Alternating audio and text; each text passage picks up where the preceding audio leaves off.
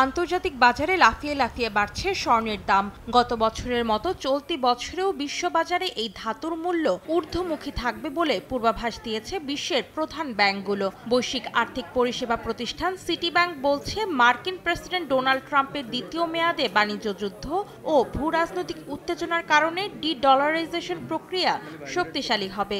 এতে বিভিন্ন দেশের সরকারি খাতে স্বর্ণের চাহিদা বাড়বে। ব্যাংকটির ধারণা, এবছর স্বর্ণের দাম ভরিতে প্রায় $1,300 পর্যন্ত বাড়তে পারে। ওয়ার্ল্ড গোল্ড কাউন্সিল WGC সম্প্রতি প্রকাশিত এক প্রতিবেদনে বলা হয়, 2024 সালে বৈশ্বিক স্বর্ণের চাহিদা 1% বেড়ে রেকর্ড 4,974.5 টনে পৌঁছেছে। চাহিদা বৃদ্ধির মূল কারণ হিসেবে বলা হয়েছে বাড়তি বিনিয়োগ ও বছরের চতুর্থ প্রান্তিকে কেন্দ্রীয় ব্যাংকগুলোর সোনা কেনার হার বৃদ্ধি।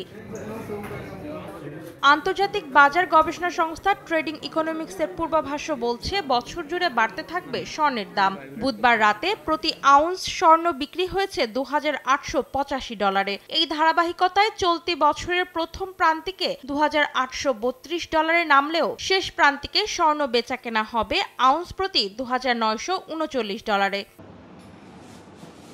অস্ট্রেলিয়া ভিত্তিক আর্থিক পরিষেবা প্রতিষ্ঠান ম্যাককোয়ারি ডিসেম্বরে জানায়, 2025 সালের প্রথমার্ধে সোনার মূল্য বৃদ্ধির ধারাবাহিকতা বজায় থাকবে। পরবর্তী সময়ের পরিস্থিতি অনেকটাই নির্ভর করবে যুক্তরাষ্ট্রের আর্থিক, বাণিজ্য, অভিবাসন নীতি ও তার প্রভাবের ওপর।